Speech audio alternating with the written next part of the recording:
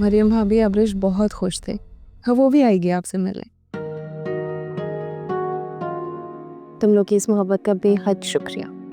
भाभी यूँ शुक्रिया कह के हमें शर्मिंदा ना करें।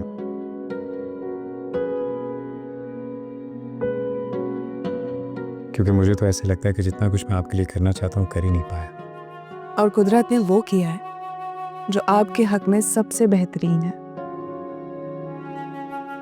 अब पता चला कि मरियम मुझे क्यों याद नहीं करती थी। आप दोनों को तो देख के लग ही नहीं रहा कि आप लोग देवर देवरानी हैं।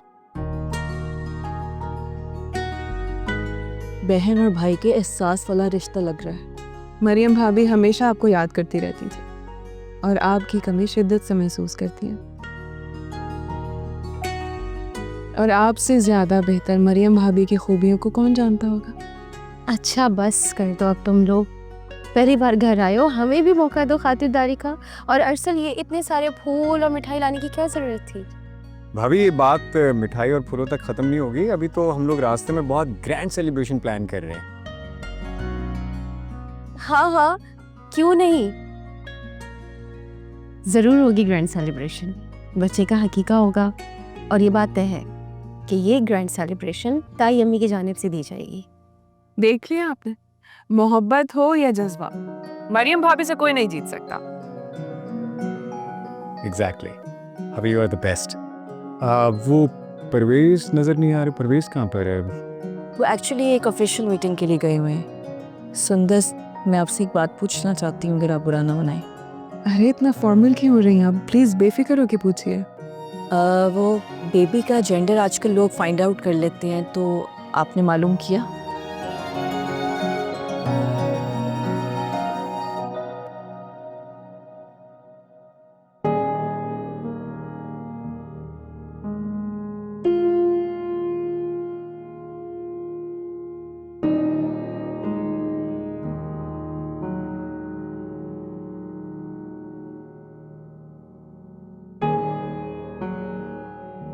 इन दाजों के साथ क्या प्रॉब्लम है?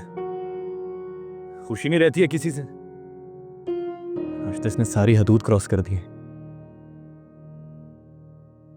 तुम्हें क्या हुआ है?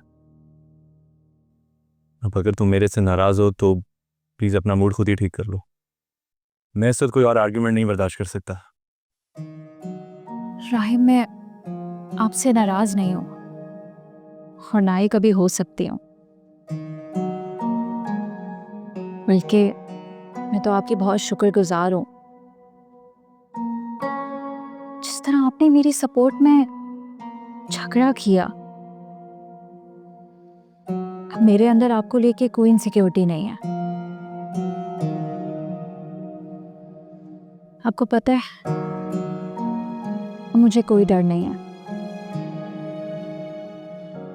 क्योंकि मैं जानती हूँ कि आप मेरे साथ हैं और हमेशा रहेंगे।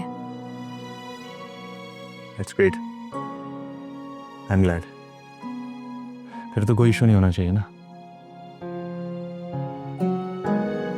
राहिम, इशू तो है।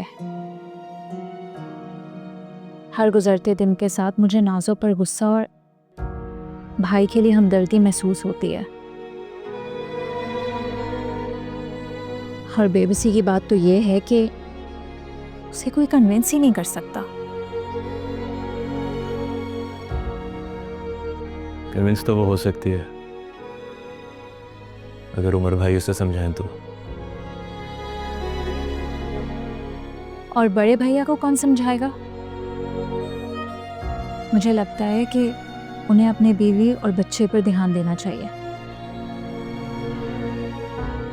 खैर छोड़ो ये बातें, आज टू स्ट्रेसफुल। मैं काम करो, मेरे प्लीज कपड़े निकाल दो, मुझे शूट पे जाना है। राहिम, आप शूट पे जाते हुए मुझे अम्मी के घर छोड़ देंगे? काफ़ी दिनों से मैं वहाँ नहीं जा सकी। ठीक है, तुम रेडी हो जाओ, मैं भी फ्रेश अप होके आता हूँ, फिर चलते हैं, ठीक है?